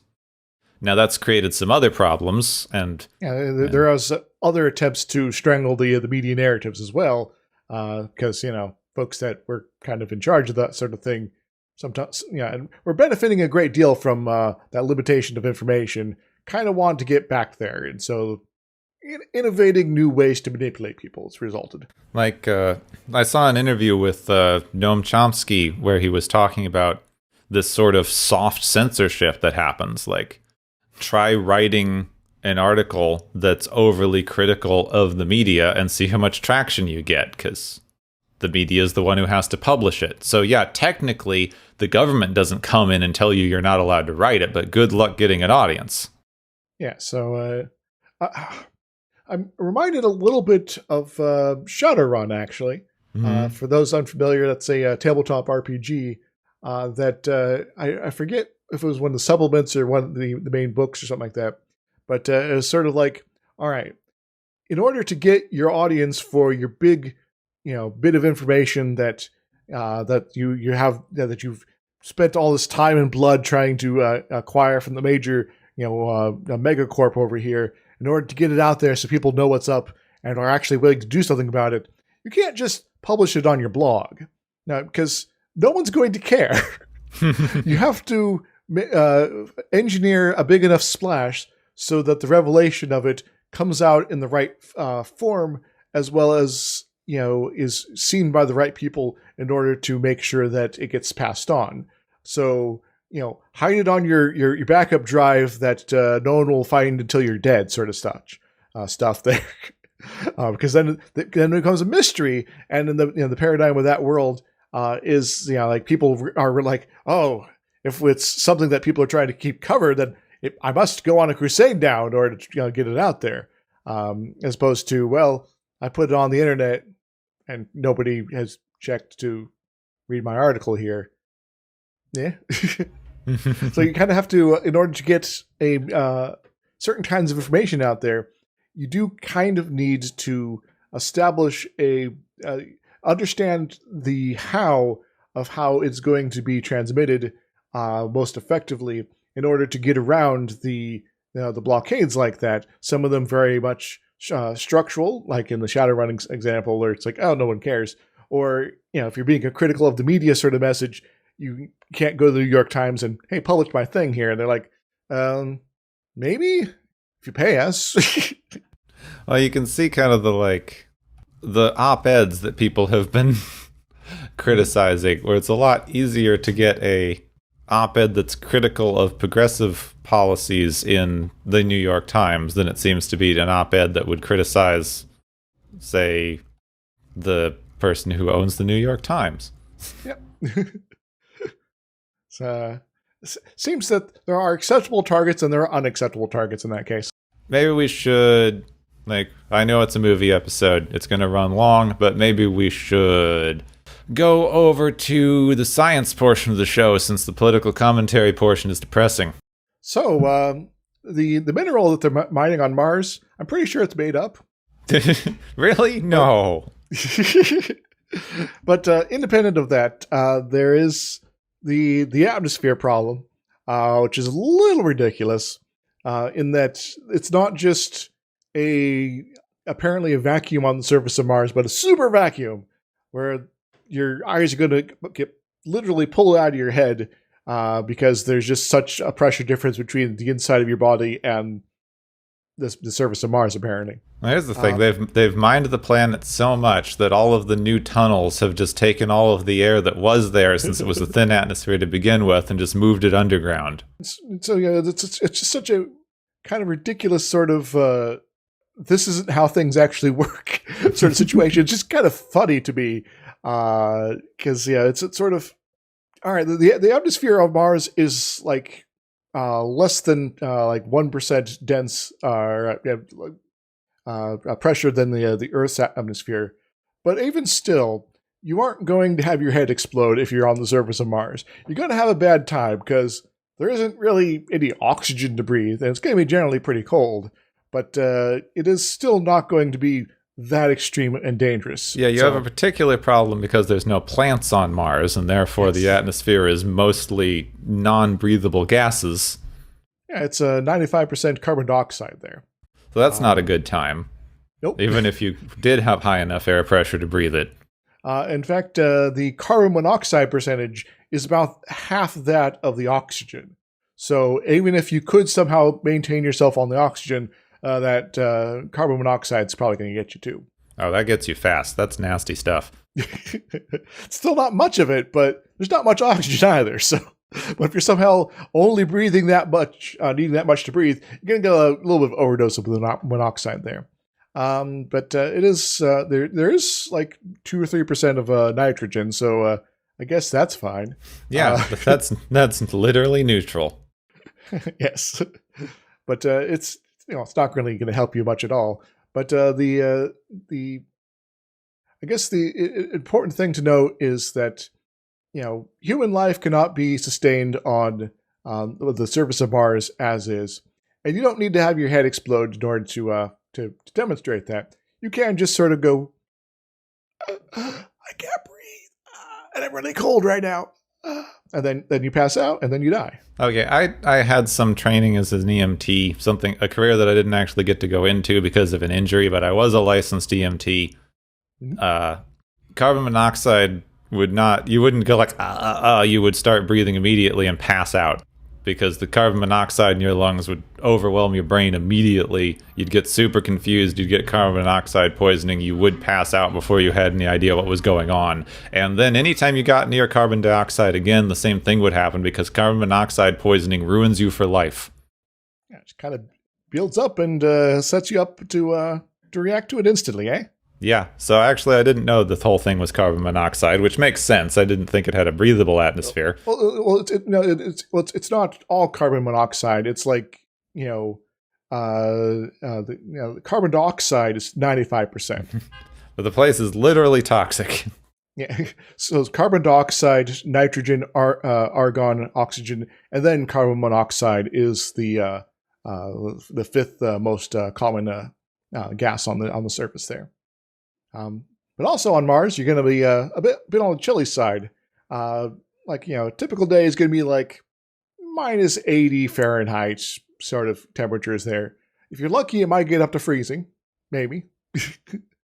But at the same time, it could also go below 100 Fahrenheit, and that's gonna be a bad time. And so you definitely need to be bringing a coat at the very least on top of your oxygen gear here. So watch out for that. Is there anything else as far as the atmospheric exposure I should mention? Otherwise, I'm going to move on to gravity. It's a little shy of Earth normal. Yes. So Mars is a less massive planet than Earth, and is also a smaller physical planet than Earth, too. And so these two factors do kind of counteract each other to a certain degree, because force of gravity is g, the mass of the one object times the mass of the other object divided by the distance to the center of mass, or the distance to the center of the mass is squared. So if you have a bigger object, surface gravity is going to be reduced. If you have a smaller object, it's going to be increased, and then the masses scale linearly there. So you got more massive planet means it's going to be more gravity, less massive, less gravity sort of stuff. So the surface gravity of Mars is about a third that of Earth's. So for the action scenes, that's both great and inconvenient, because suddenly not only are you able to throw people single-handedly across the room and not have to be Arnold Schwarzenegger to do it, but if you are Arnold Schwarzenegger, you can't wait for them to land finally. It's like, come down, I need to punch you again. That was a massive plot point in the Edgar Rice Burroughs Barsoom series, that the guy's a superhuman on Mars simply for the fact that he has Earth density muscles. So I am super strong here. I guess I get to beat up everyone who's super strong on Mars, but not super strong from Earth. But it's still kind of something that I think about occasionally when poking at my own sci-fi rating is, there is, the problem with gravity, and, so you have to watch out for your momentum and things like that to a certain degree. But there's also this funny thing that gravity is also what you use in order to stop when you're like walking around.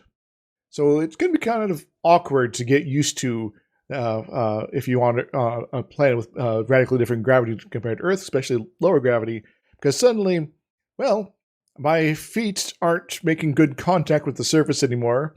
So I was running, and now I can't really stop, and I'm going to run into this wall now because I couldn't stop in time, and so that could have been awkward. And if we wanted a little more slapstick in our Total Recall here, we could have had something like that come in. It's like, yeah, watch out for the gravity. Sometimes it's hard to stop, and so it's like, oh, we're always skidding whenever we're trying to stop our vehicles or whatever. That could have been kind of amusing. They don't go over it, but it does explain how they make some of those improbably long jumps from one side of a room to the dome on the other side. True. I didn't even think about that. It's like, oh yeah, that kind of makes sense. But yeah, so there are these environmental differences that you run into when you go to Mars that are, I guess, lightly touched upon in this movie, but there are, or over touched upon.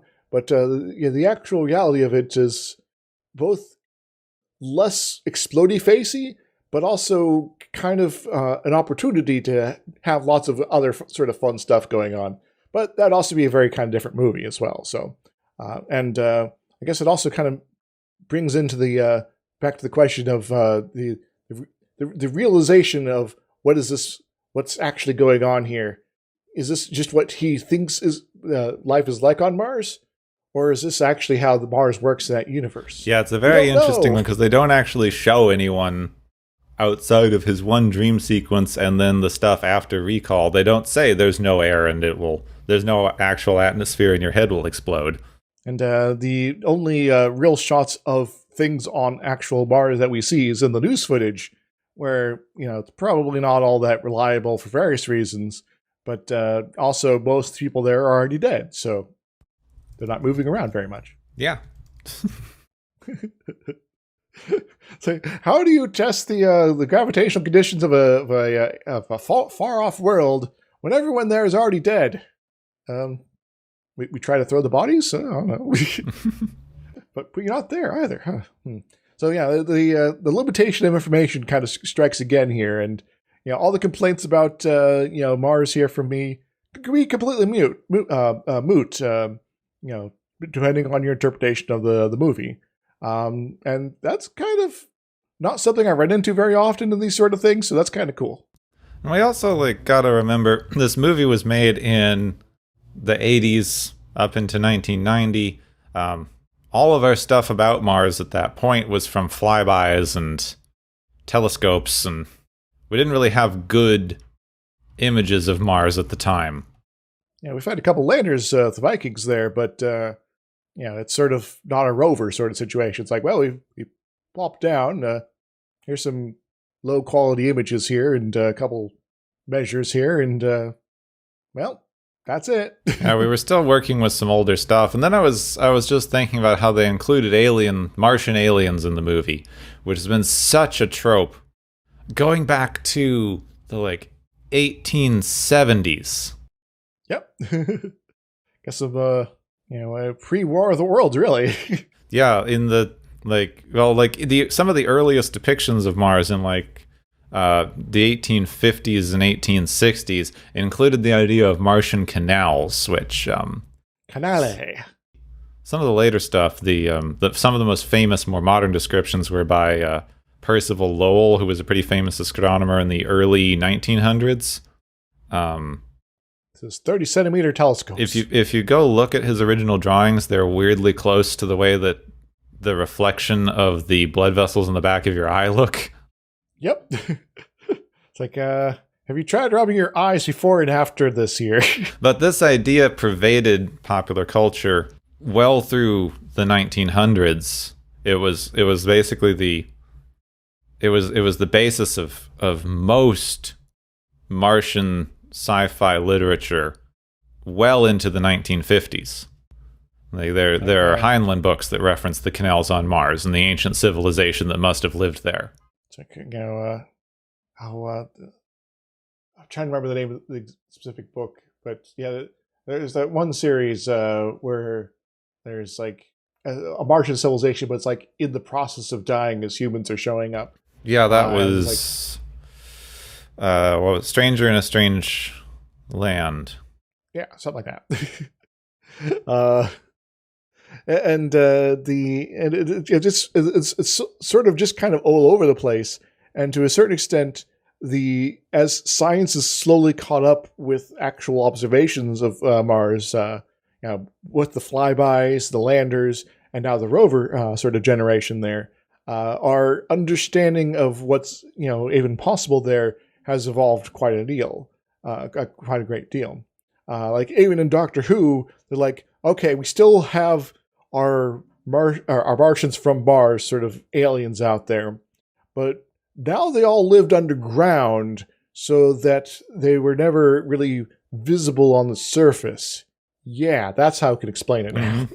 I mean, talk about speaking of the Epstein idea, now it's downright weird. It's considered strange to think that there's life, especially intelligent life, on any other planet in our solar system.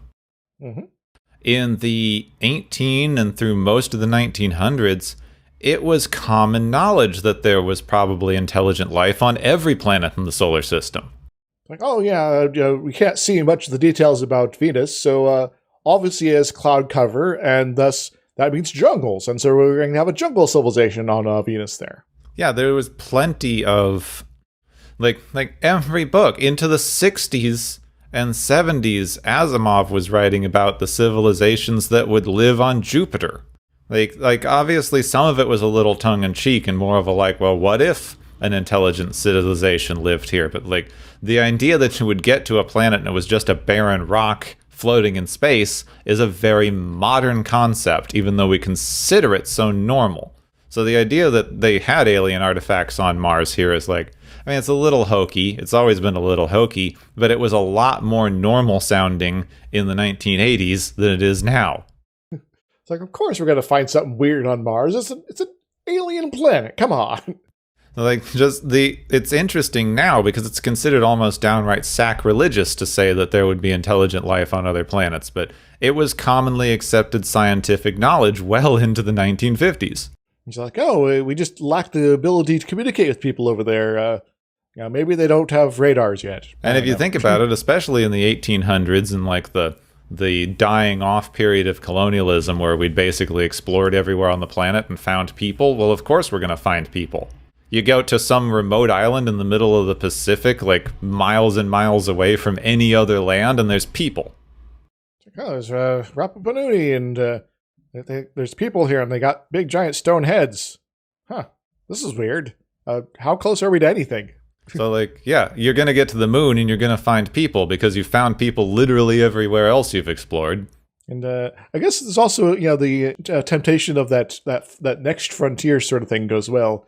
Perhaps even a final frontier, where it's like, okay, so we've gone through this process multiple times throughout our history. We've gone somewhere, we've met some natives, we kind of took over, maybe we're jerks to them in the process, and because we're going to downplay all that, and then we kind of quote civilize things, and then we find a new place to do this to, and then the whole process repeats over and over again. So why wouldn't that continue to process forward in the future as we go to different planets? And like you said with the Doctor Who thing, like as it expanded, first we were like, well, there's obviously a full-on civilization on Mars. We can see the evidence of the building. Then the more details we got and discovered, like, there's actually no water or air or other stuff. Well, it must be a either dying or dead civilization that was there because we can see evidence of it. And now it's just like, well, those canals don't actually exist at all. Yeah. There is some canyons, but no. But I guarantee you people would still talk about them. Yeah. I suspect there's probably someone on the internet right now claiming that there's still lots of canals on Mars. Yeah, the giant face, It's not just a weird outcropping with, some weird shadows on it. Not at all. It's actually a face carved perfectly. Because, of course, it would be. Even after getting better photos of it. Anyway, I guess it's kind of nice that they didn't have the Mars face, sort of, weird pictures available before this movie was put together, because they would probably just made it that instead. But instead they used that for Mission to Mars, I think it was. I know this watching this movie made me want to replay Red Faction Guerrilla, which is a game set on an imperialized, corporate-controlled Mars. And the intro scene to that game is the Martian face. So are you playing for or against Cohagen in that one? Against Cohagen. You have a cool hammer and you get to destroy stuff with poorly implemented destruction physics that I remember was super impressive in the early thousands. Nice. Can't remember when that game came out. Anyway, it's fun. It's dumb. It's old style open world adventure games. Like, so it's dull and repetitive, but it's neat and it's Mars. Maybe we need more adventure games like that set on Mars. Okay, so I think we should finish off by talking about kind of the crux end scene of the movie, which is full-on terraforming Mars. That atmosphere is not going to be sustainable. Nope. So the $64,000 question about Mars has generally been, why doesn't it have a thick atmosphere? And it kind of comes down to magnets, man. Yeah, Mars doesn't have a liquid core magnetic field thing, doesn't it? No, it doesn't have a strong magnetic field. It has sort of localized quirkiness, in bits. So it's like maybe there's pieces of a iron core kind of floating around inside of it somewhere, but nothing, as highly magnetized as the Earth's core is, which is, not that magnetized, but it's enough to create a fairly easy magnetic field. And so Mars lacks a large magnetic field generated by its core. And so as the sun's solar wind, a collection of plasmas and other particles, streams out from the sun and hits Mars' upper atmosphere, it ionizes the air, and then this creates a plasma locally that can generate a small magnetic field, but in the process is also stripping off part of that atmosphere. So there is being, because there's not this bigger shell of magnetic interruptions to sort of redirect that flow of the solar wind elsewhere. It's hitting the atmosphere and slowly pulling it off. And so over millions and billions of years, you're going to get a situation where it's like, all right, there might have been a thick atmosphere here, but it's all been ionized and pushed off now. So it's not much left. And so that's how we get kind of Mars's atmosphere today. So basically what you're saying is all the theories and things on how we could slowly terraform Mars with plant life and other things wouldn't be sustainable no matter what we did, because it doesn't have the magnetic field that we have to keep the atmosphere from being literally stripped away by the sun. Yes. Provided we don't basically get around that somehow. And so there's actually ideas out there to actually build basically a giant magnet in space near Mars in order to create an artificial magnetosphere around the planet in order to protect its atmosphere if we were to, thicken it up a bit. But, that would be kind of a mega project sort of situation. Giant space magnet. Yes. Magnets, man. They're in space. Magnetic moon. Yeah, quite literally. You put in a position so that it orbits in time with Mars, so it's basically like a solar filter, except in, just magnetics. So you would kind of make a tidally locked orbital period so that it's always facing toward the sun and is blocking the... Oh, that's weird. How far out would you have to put a satellite in order to get it to orbit around Mars once a Martian year? That feels a little iffy. Yeah, it would have to be pretty far out. And so you'd actually have to have a generally quite robust magnetic field being generated from it. I don't know the exact numbers. I probably should try to done some calculations before recording today, but I didn't think to do that. But it is a problem that is solvable in order to get a general idea of one orbit per one Martian year, and then, all right, we need to have this minimal magnetic field strength, at the Mars, upper atmosphere where it's going to be after terraforming. And so this is just sort of a problem we could actually toss the numbers at and come up with an actual answer. Could you just do 3 smaller equidistant magnetic moons that just orbit faster so you don't have to make it that big? Yeah, that is one possibility as well. Though the exactness of the magnetic structure might get a little complicated, because you don't want the solar wind to suddenly being filtered directly into a specific location constantly, as opposed to, just over the entire planet. Well, why? That's what we've got. Yeah. Because then you get, maybe a nice Northern Lights situation, but if you screw it up badly, suddenly you have an electron laser that's just scouring part of the planet. So, well, then you just put a solar panel there and you're golden. Yeah, and just collect the electrons. It'll be fine. Power the whole planet with sun magnets. Now I'm thinking about means to basically try to harness the solar wind just out in space somewhere. I'll have to ponder this a bit. But so if you could fix the magnetic problem with Mars to protect the atmosphere from long-term degradation, then terraforming the planet is doable. It's not going to ever be the exact same as Earth, but it is going to be potentially a functional ecosystem at some point. And perhaps even one where you can go outside and not freeze to death. Now, the particular thing you hit, and it's what's interesting, because they did that in this movie. Mars is useful for something, and you have a reason to go there.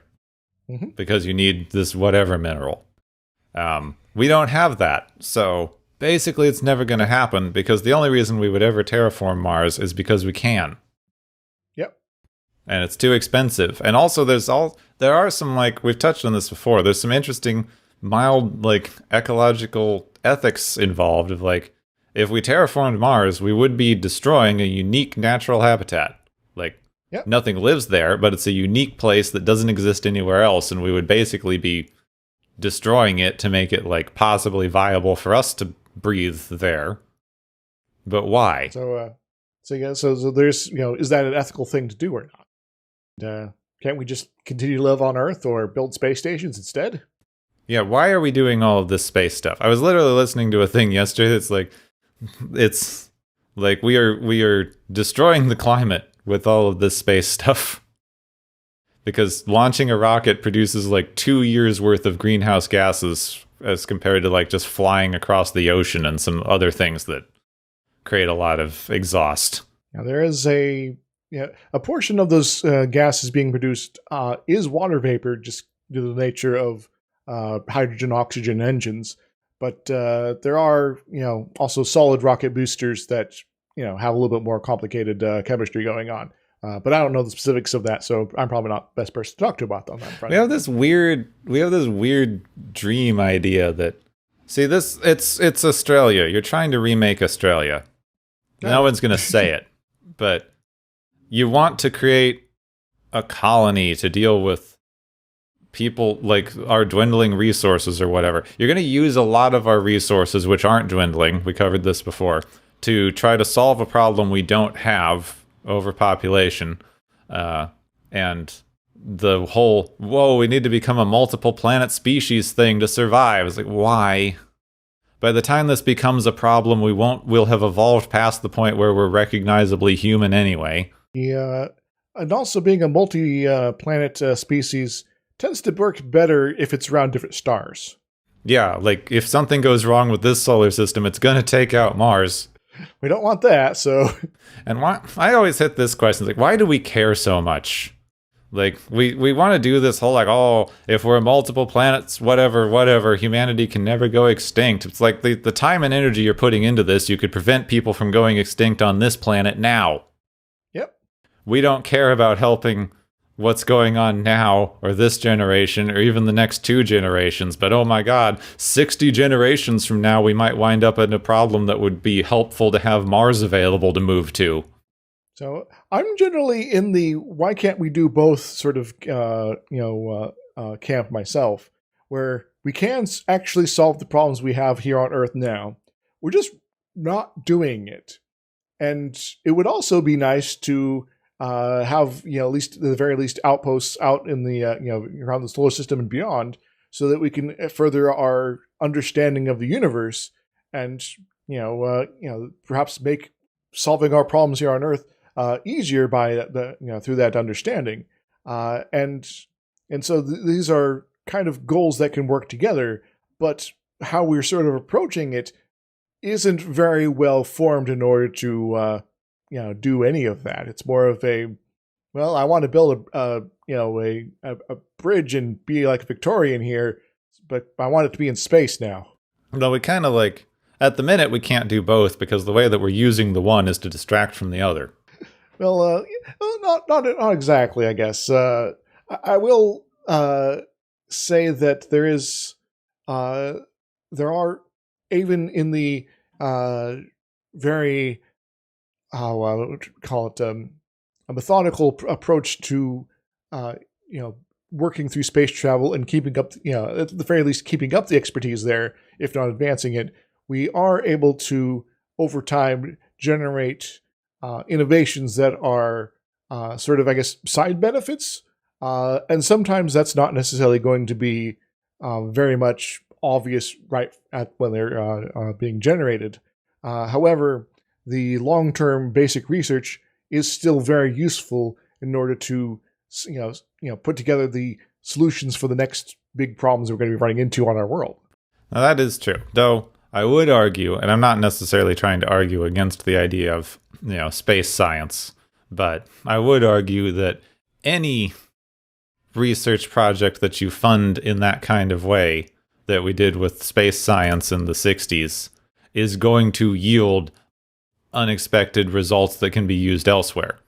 Mm-hmm. So you could do exactly the same thing by, say, super funding our climate change research or alternative energy things. Like, you're not just going to invent the thing you fund, you're going to invent other stuff. Yes. We got people really excited about the space thing, we used it to distract from some of our Cold War problems and social problems, and they literally pushed it through, hurting other social safety things that we were trying to push through at the time. Like the whole space race thing was actually just a giant political pandering idea. We got some good science out of it, and I'm not going to argue that isn't worthwhile, but like the entire thing was used to distract from actual real problems that we had.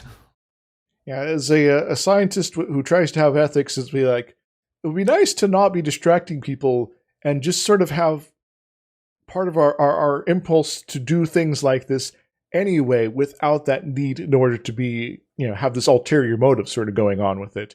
We should be working on our problems that we have while also being, I guess, able to dream big. I think the real thing to think about with this is, like, right now, we do have a lot of stuff, like, that space travel is necessary for modern living. I was literally everyone's been talking about space junk recently and how much, like, messing up one satellite is basically going to topple this whole house of dominoes we've built here. I mixed my metaphors, but Yeah, it's the Kessler syndrome, I think it is. Yeah. Like, if one piece of space debris knocks into another one, it could create a chain reaction that, like, gets rid of all of our really important satellites. Yep, and suddenly communications is suddenly, a lot more complicated. Things that monitor stuff from space of various sorts, be it weather or who's firing missiles or whatever, all that's suddenly going to be out of commission, and you're just like, well, this sucks, and hopefully the satellites in much different orbit are going to be not affected here, and thankfully space is kind of big like that, but still, trying to, if we have a certain layer that is now full of just random debris here, getting something beyond it is going to become much more difficult. So, there's stuff like that. Satellites are super useful and helpful for things, and we need them for stuff. But that's even blocking other science. There's other things in there. So everything's got these trade-offs. Like sending the rovers to Mars and doing research and learning things about the solar system and the formation of worlds and the way that things evolved, like, that's really interesting and does have some useful things. Space tourism and trying to terraform Mars so that rich people can have a vacation home there. There's not a lot of point to that. Yeah, it's not a good point there. It's neat, it's a flex, but other than that, no. As someone who would still like to go into space at some point, I am willing to wait until there's a good reason for me to. So anyway, that's my, like, we like, science fiction is all about looking to the future and whatever, and people love to use it as, like, oh, it's just a inspiration towards progress. But the idea that we're using progress that way is very, I don't know, Western, mildly racist. A lot of other things we've gone into. Like, yes. we should actually be thinking about the future to question whether the way we're thinking about the future is good and viable, and if we should maybe change it in any way. Indeed. Now, there's in my my manuscript, which I'm trying to get published, the various colonies around the solar system were set up by different nations or nation groups, sometimes with radically different reasons for why they did it. Some of them were very much, we're going here for the just the science, and we're still here, so what now? Other ones are very much like, well, this people put this base on this moon here. We got to have one too, because otherwise we're not as badass as we think we are. Sort of nonsense. And so is as far as the speculation about what might happen and how it might come about. There is I do try to sort of think about how various our motivations might be if we're willing to both question things and if we're not willing to question these things.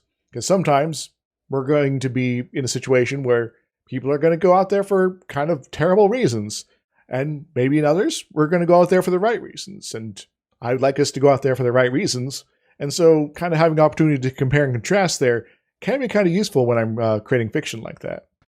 Okay, I think that we've probably covered about as much as we're going to be able to cover given the time constraints of our format, so it's probably time to move on to the galaxy's favorite game show!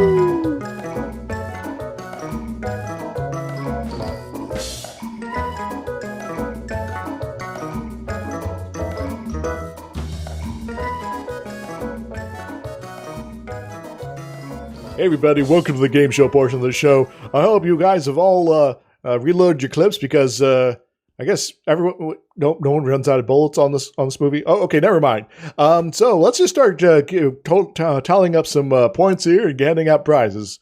In fact, our first one is ready to go. The first one is the Hard Drive Brain Prize, which goes to Hauser, Quaid, Dr. Edgemar, and the whole Recall crew there. Because benevolent memory manipulation for fun and profit and all that sort of stuff. What do they win, Gepwin?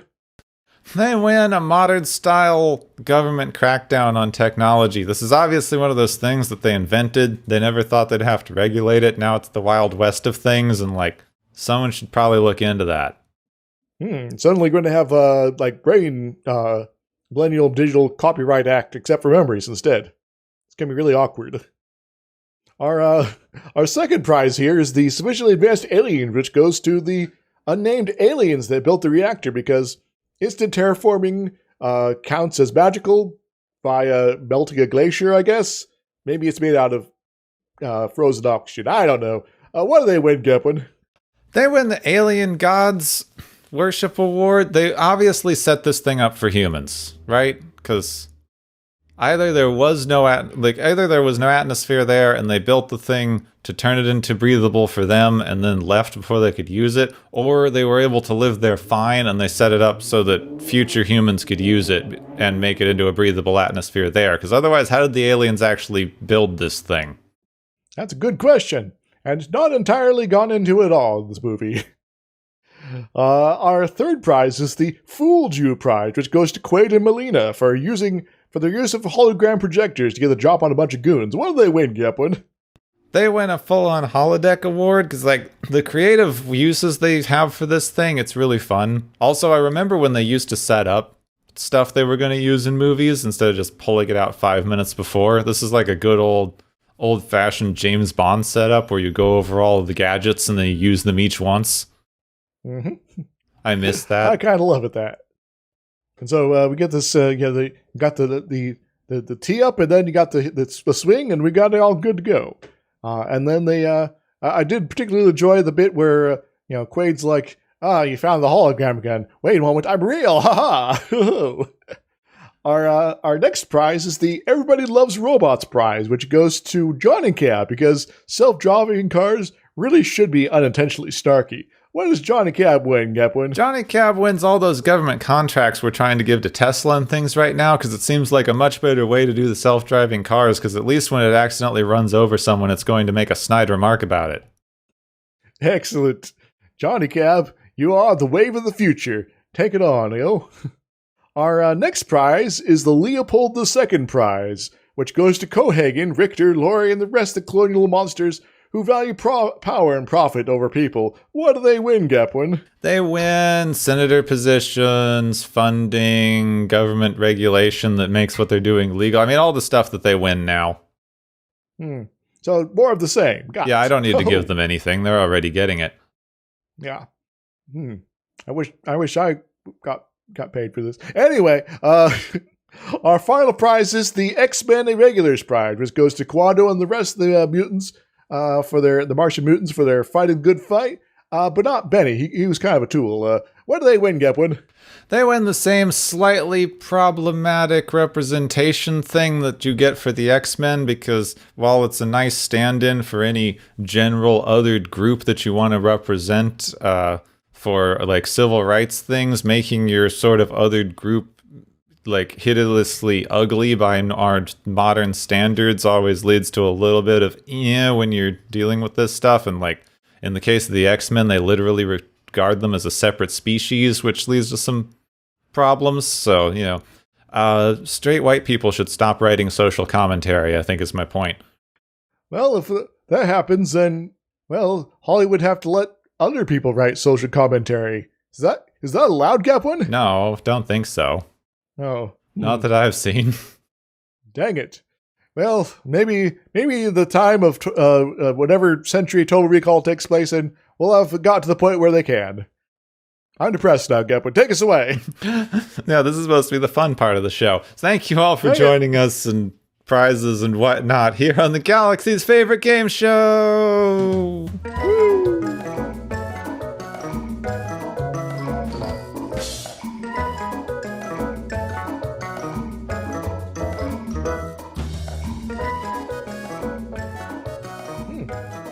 Oh, that was a fun movie. I really liked it. I'd forgotten how much I like slightly older action movies. Like, I'm not going to be one of those, like, oh, they don't make good movies anymore people, but I think we have lost this kind of, like, this shouldn't really work on paper, but everyone tried their hardest and made something that actually does work kind of movie. Yes. It's like one step up from so bad it's good. It's like, this should be really bad, but it's not. Yes. It's actually pretty good. Huh. We don't experiment like that anymore in modern Hollywood. Well, maybe we should become movie producers and experiment. Yeah, that would be fun. So I got like ideas for like 10 movies. So if you ever do become a Hollywood producer, Gepwin, give me a call. All right? Okay, we just need like a couple $1 billion in capital and we'll be good. All right. If there's any billionaires watching the show, We have a coffee. leave a comment down below. Okay, next week we're going back to Star Trek the Animated Series. Something that arguably we should have covered before because the episodes are all played out of order on various medias, but now we're going to be hitting Star Trek the Animated Series, The Time Trap. Yes, so we're going to get trapped in time or somewhere. Aren't we already trapped in time? Hard to get out of it. And the endless expanse of time marching ever forward like a predator or a companion, depending on who you talk to in around Star Trek lands. Yes. Yeah. So this is something about the space Bermuda Triangle. I think they literally call it the like something triangle. Yes. So wasn't it just a few episodes back where they're like so in this one bit of space, every so many years a spaceship goes missing. Let's go there right at that point in time. Yeah. Except now it's just like, just spaceships disappear all the time now. Now they do it again. They're just really, really trying to get rid of this ship. So who did Kirk piss off to get these death assignments for? I don't know. I don't know. Anyone, probably. You've seen the way he talks to admirals. It's not that the admirals are evil in Star Trek. It's just they really don't like Kirk. Yeah, makes sense. All right, so we're already running long. So next week we've got Space Bermuda Triangle, apparently, on Watchers of Tomorrow. Next time on Watchers of Tomorrow, the search for another space pothole.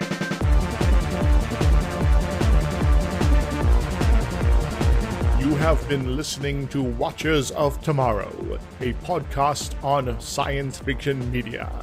Find and follow Watchers of Tomorrow on Podbean, YouTube, Spotify, iTunes, Google Play, Stitcher, Pocket Cast, Spreader, Digital Podcast, and perhaps many more to come. If you enjoy our podcast, make sure to subscribe for more. And where possible, make sure to rate your experience or leave us a review. You may find Gepwin on youtube.com/Gepwin and Twitter @Gepwin. You may find me, Dr. Isix, on youtube.com/Dr. Isix and Twitter @IsixLP. Music is Waveform and Mori's Principle, both by DRKRN. You can also check out the Watchers of Tomorrow Discord channel. Make sure to share the experience with your friends, family, enemies, and alien overlords. If you feel you are suffering from transporter syndrome, please be aware that the next time you step off the transporter, that you, that is now, no longer exists.